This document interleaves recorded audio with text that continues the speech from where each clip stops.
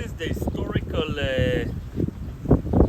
hill that we recognize with the city, the biblical city of Sheva. Okay, and this is a World Heritage Site.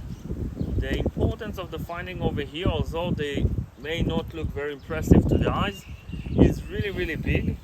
And the city existed, the biblical city existed here for hundreds of years and was destroyed and abandoned when the Assyrians conquered the land.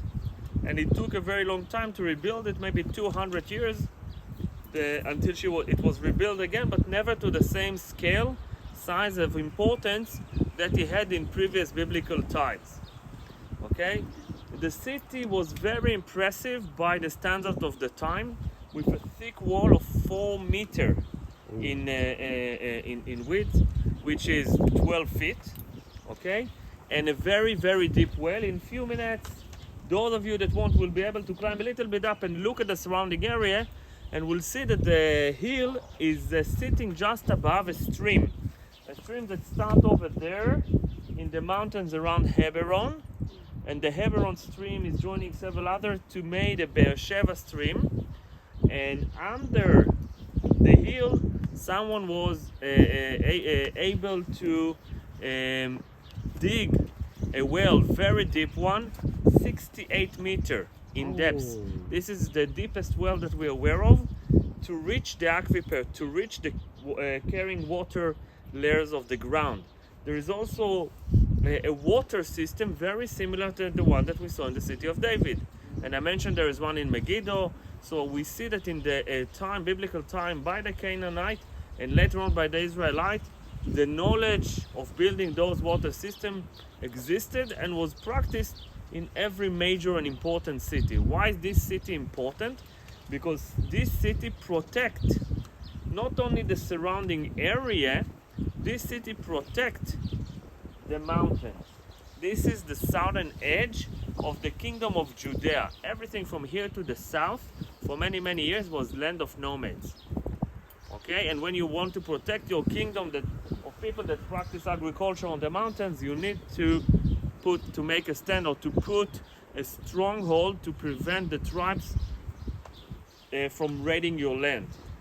Later on, other times there would be some expansion to the kingdom, and they will reach even further south, and then that city will be sitting on one of the major routes of trading from along the Beersheba Gate. We call it the Beersheba Gate. Along this stream you have sources of water, and then you can move shipments from the areas of Arad, which means Arad is mentioned in the Bible. There's also a biblical city over there, which means area of the Dead Sea, okay, to the ports in Ashkelon, in Gaza, in Ashdod, okay, or in Jaffa.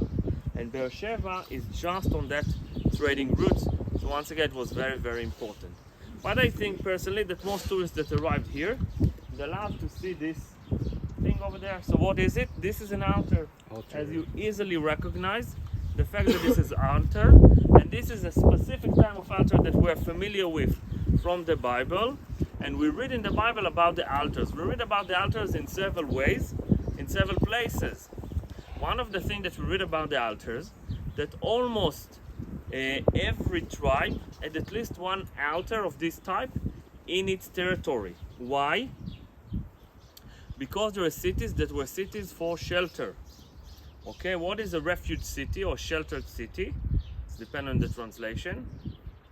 If I mistakenly killed someone, let's say that I chop a tree, the head of the X-fly hit someone's head.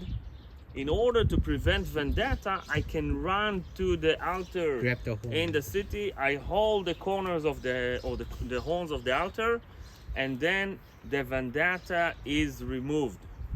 Okay?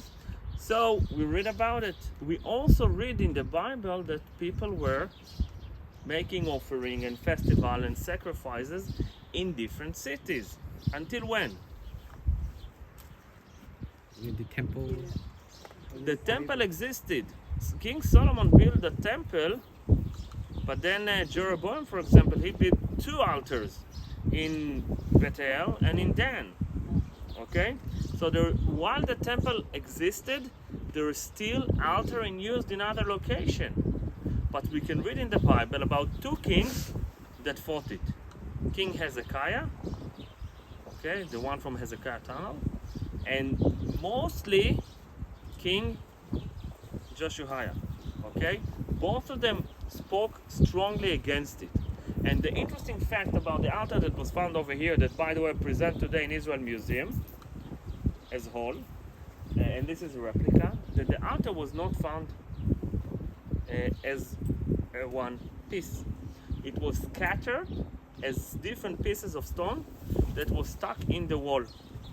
And we assume that someone broke the altar and used the pieces when they reinforced the city or rebuild the city.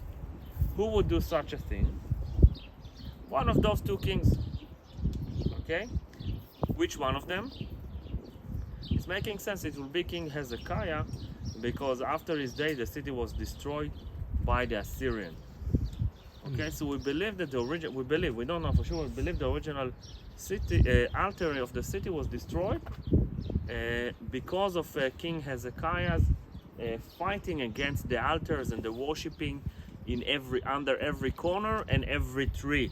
Remember the Bible says every corner and every tree, and we just talked today about the tree that is the symbol of the goddess of fertility. Yeah. Okay, so we see under every corner and under every fresh tree.